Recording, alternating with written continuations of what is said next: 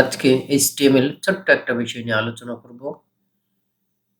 বিষয়টা জানা জরুরি। ওয়েবসাইট ক্রিয়েট করার ক্ষেত্রে আমরা বিভিন্ন ফাইল লিংক করে থাকি। এক্সটার্নাল ফাইল এবং ওয়েবের ফাইল, সেটা হতে পারে ইমেজ ফাইল, হতে পারে জাভাস্ক্রিপ্ট ফাইল, হতে পারে স্টাইল শিট, হতে পারে অন্য আরেকটা HTML ফাইল। এটা কিভাবে করে সেটা একটু দেখে নিই। ফাইল প্যাথ সাধারণত ওয়েবের ফাইল যেটা, এটা একটা লোকেশন। এটা কি বলছে প্যাথ সম্পর্কে? A file path describe the location of a file in a website folder structure. File প্যাথটা হলো ফাইলটা কোথায় আছে সেটা একটা লোকেশন, যেটা আমার ওয়েবসাইটের ফোল্ডার স্ট্রাকচারের মধ্যে থাকে। আচ্ছা, ওয়েবসাইটের ফোল্ডার স্ট্রাকচারের মধ্যে নাও থাকতে পারে, অন্য কোনো ইসের মধ্যেও থাকতে পারে, ওয়েবের কোথাও হোস্ট করা থাকতে পারে, আমার লোকাল কম্পিউটারে যে কোনো এক জায়গায় থাকতে পারে। তো এটা একটা লোকেশন। তো ফাইল প্যাথ এটা দুই রকমের হয়ে থাকে। প্যাথ হলো অ্যাবসোলিউট ফাইল প্যাথ এবং আরেকটা হলো relative file path. Absolute file প্যাথটা আসলে কি? অ্যাবসোলিউট ফাইল প্যাথ হলো ওয়েবের ইউআরএল। আমার ফাইলটা ওয়েবে কোথাও একটা আছে, এই ইউআরএলটা হলো অ্যাবসোলিউট ফাইল প্যাথ। আমি কাজ করব তখন আপনারা আরো ক্লিয়ার হবেন। রিলেটিভ ফাইল প্যাথ হলো লোকাল যে ফাইলগুলো আমাদের কম্পিউটারে আছে, ওয়েবের কোথাও নাই, সেই ফাইলের যে লোকেশনটা, যে প্যাথটা আমরা হলো ব্যবহার করে থাকি, সেটাই হলো রিলেটিভ ফাইল প্যাথ। আচ্ছা, আমরা ফাইল প্যাথ তো দেখলাম। ফাইল প্যাথের সাথে সাথে আমাদের ওয়েবসাইটে কি কি ধরনের ফাইল লিঙ্ক আপ করতে হয়। প্রাথমিক অবস্থায় এই ফাইলগুলো যথেষ্ট। আমরা অ্যাডভান্স যখন কাজ করব আর আরো বিভিন্ন ফাইল এটার সাথে লিঙ্ক আপ করব, তখন বিষয়টা দেখে নেব। বিষয়টা একই রকম সবগুলো। এটা দেখুন, file path are use when linking to external file. File path are use যখন আমরা এক্সটার্নাল ফাইল ইউজ করি, সেই ক্ষেত্রে ফাইল প্যাথটা আমাদের দরকার হয়।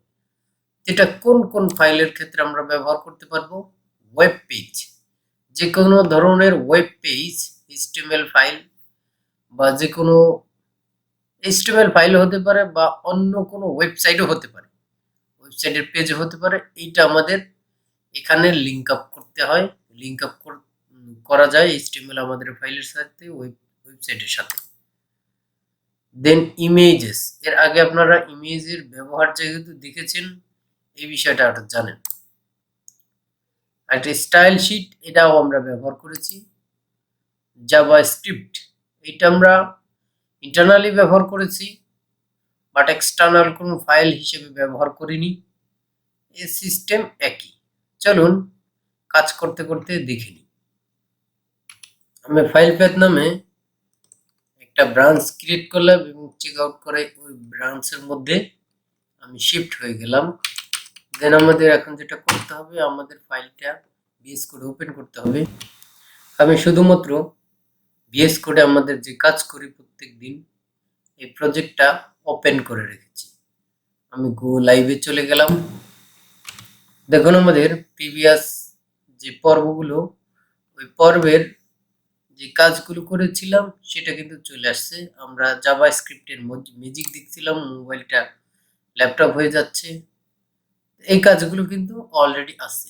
আমরা এই কাজগুলো আজকে আর করতে যাচ্ছি না। এটা যেমন আছে তেমনই থাক, এটাতে হাত দিব না। আমাদের যেটা করতে হবে, এই যে স্টাইলগুলো, আমরা একটা এক্সটার্নাল ফাইল ইউজ করছি আপনারা জানেন, যেটা হলো এইখান থেকে কাট করে নিয়ে চলে যাব। এই যে আমি সিএসএস নামে একটা ডিরেক্টরি ক্রিয়েট করেছি, একটা ফোল্ডার, আপনারা যেটা বলেন, যেটা বোঝেন, এটার মধ্যে পেস্ট করে দিলাম, ওখান থেকে নিয়ে এসে দেখুন আমাদের HTML ফাইলের মধ্যে কোনো স্টাইল নেই। এখন আমাদের যেই এই স্ক্রিপ্ট ট্যাগের মধ্যে যেই লেখাগুলো আমি main.js এর মধ্যে main.js নামে জাভাস্ক্রিপ্ট একটা ফাইল ক্রিয়েট করেছি, এটার মধ্যে নিয়ে চলে আসলাম। দেখুন আমাদের এখানে কিন্তু আর নেই, এটা আর নেই, সবকিছু ঠিকঠাক চলছে। আমি এটা সেভ করে দেই। সেভ করার সাথে সাথে দেখুন এটা কিন্তু ক্লিক করলে আর ম্যাজিক হচ্ছে না, এখানে কিন্তু হোমল্যান্ড চলে আসছে, মাদারল্যান্ড নাই। তো যেটা করতে হবে আমাদের এই যে ফাইলগুলো আলাদা করে রেখেছি এইগুলো এটার সাথে লিঙ্ক আপ করতে হবে। তো সেক্ষেত্রে কি করতে হবে, এই যে আমি স্টাইল শিট একটা লিঙ্ক আপ এর প্রিভিয়াস ভিডিওতে করেছিলাম, এইখানে দেখুন কমেন্ট আউট করে রেখেছিলাম, আমি আনকমেন্ট করে দিলাম। দেখুন এখন তো কিছুটা পাওয়ার কথা, তাও কিন্তু পাচ্ছে না কেন, আমাদের ফাইলটা ঠিক মতো পাইনি। তো এইখানে এই ক্ষেত্রে কি হবে, এইখানে দেখুন আমাদের ফাইলের লোকেশনটা এখানে আছে।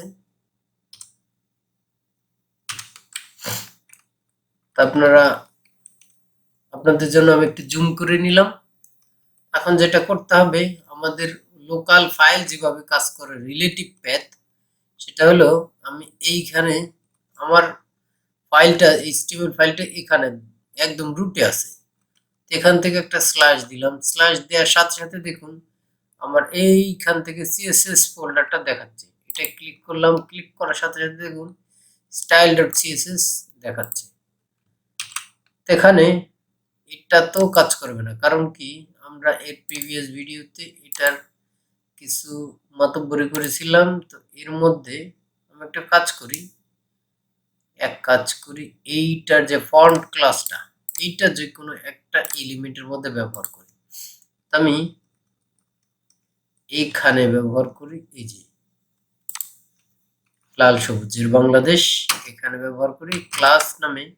আপনারা ক্লাস কি এর প্রিভিয়াস ভিডিওতে জানেন, ফন্ট নামে ক্লাসটা ব্যবহার করলাম। ব্যবহার করার সাথে সাথে দেখুন আমাদের এটা কিন্তু হয়ে গেছে, টেক্সটের বোল্ড এবং টেক্সটের সাইজ কিন্তু বড় হয়ে গেছে, ওটার মধ্যে যে ক্লাস ইউজ করছিলাম সেটা হয়েছে।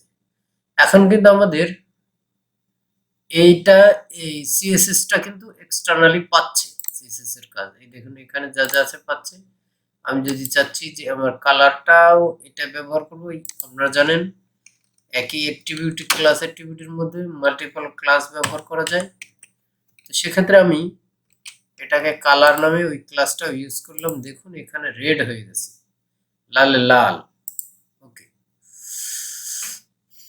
রেড হয়ে গেছে, কোনো সমস্যা না। এখন আমাদের যেটা করতে হবে এই ম্যাজিকটা কিন্তু এখন আর হচ্ছে না, যে ম্যাজিক করতে হলে যেটা করতে হবে সেটা হলো আমাদের জেএস ফাইল, এই যে জাভাস্ক্রিপ্ট ফাইলটা এখানে লিংক আপ করতে হবে। আপনারা লিংক আপ করাটা এক্সটার্নাল ফাইলের লিংক আপ করাটা আপনাদের দেখানো হয়নি, সেটা হলো স্ক্রিপ্ট ট্যাগ ইউজ করলাম। ইউজ করার পরে src সোর্সটা কি, এই যে প্যাথ দিলাম জেএস এর মধ্যে main.js নামে একটা প্যাথ আছে, ওকে এখান থেকে নিয়ে নিলাম। এখন দেখুন এই যে মাদারল্যান্ড হয়ে গেছে, রেড হয়ে গেছে, আর অন্যান্য স্টাইল কিন্তু চলে আসছে আমরা জাভাস্ক্রিপ্টের থেকে যে স্টাইলগুলো করেছিলাম। এখানে দেখুন ক্লিক করার সাথে সাথে কিন্তু ল্যাপটপও হয়ে যাচ্ছে, ঠিক আছে ল্যাপটপ কিন্তু হয়ে যাচ্ছে ক্লিক করার সাথে সাথে।